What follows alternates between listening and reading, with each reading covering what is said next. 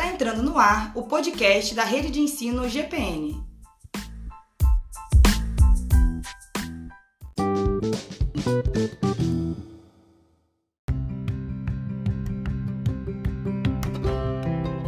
Olá, meus amigos, eu sou o Cristiano Soares, tudo bem com vocês?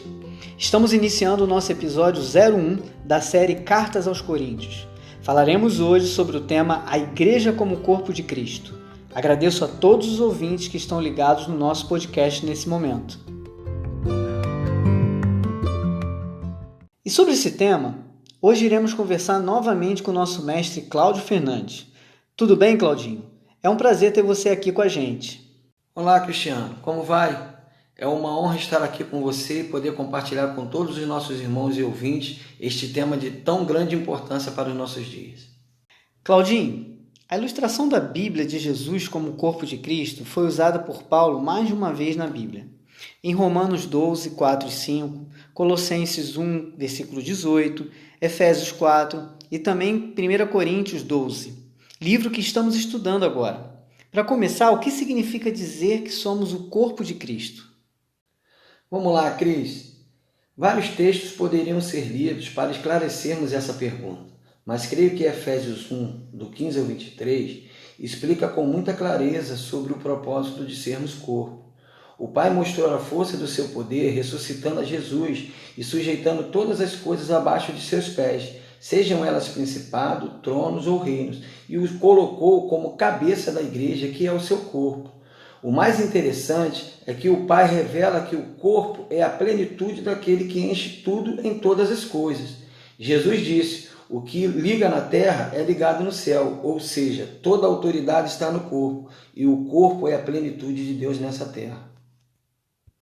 Mestre, muito poderosa essa revelação.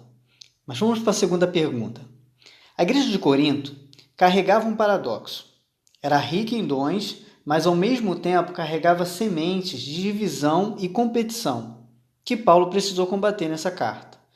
Por que a variedade de dons muitas vezes pode dar lugar a um espírito faccioso? E quais são as chaves que a Bíblia nos dá para que, ao contrário dos nossos muitos dons e vocações, sejamos uma bênção para o corpo?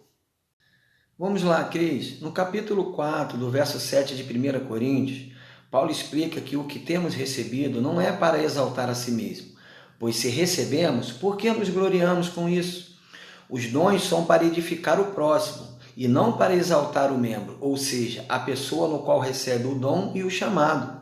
Se existirem em nosso meio competições e rivalidades, por conta do que recebemos para edificar a igreja, vamos viver aquém do propósito de Deus. A chave é entender que nosso dom e chamado é para usar com o próximo e não para nos promover. Muito bom, Claudinho. Quando Paulo fala da igreja como corpo de Cristo, ele está falando de denominações? Como podemos entender que nos reunimos sob diferentes denominações, mas fazemos parte de um único organismo, a Igreja de Jesus? Cris, em 1 Coríntios 12, quando Paulo usa a metáfora do corpo humano para explicar que a manifestação do poder de Deus está na unidade do corpo, ele se refere sim àquela comunidade, pois havia muita competição sobre eles e sobre o encargo que eles receberam do céu. Mas também podemos perceber que ele está falando de uma igreja universal, colocada em seu devido lugar no corpo, quando ele fala que Deus pôs cada membro em seu lugar, 1 Coríntios 12, 18. Precisamos entender que, como membros, somos uma igreja local, ou uma congregação local, e parte do corpo de Cristo na terra. Perfeito, Claudinho. Vamos então para a nossa última pergunta. Como a unidade do corpo favorece uma atmosfera de avivamento? Boa pergunta, Cris.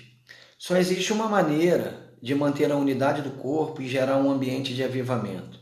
É viver em humildade e mansidão, reconhecendo no próximo que ele carrega o que te edifica e aviva o que está morto em nós. Que só seremos plenos através do dom e do chamado que o nosso irmão recebeu do Pai.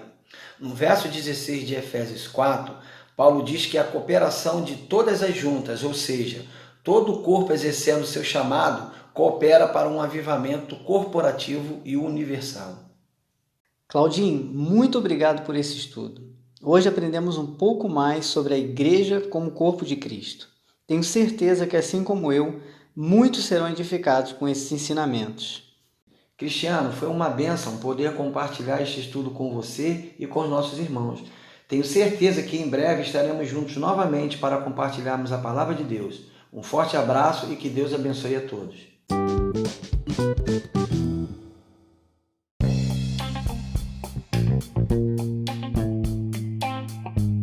Este foi mais um episódio do podcast da Rede de Ensino GPN. Até o próximo estudo. Deus abençoe.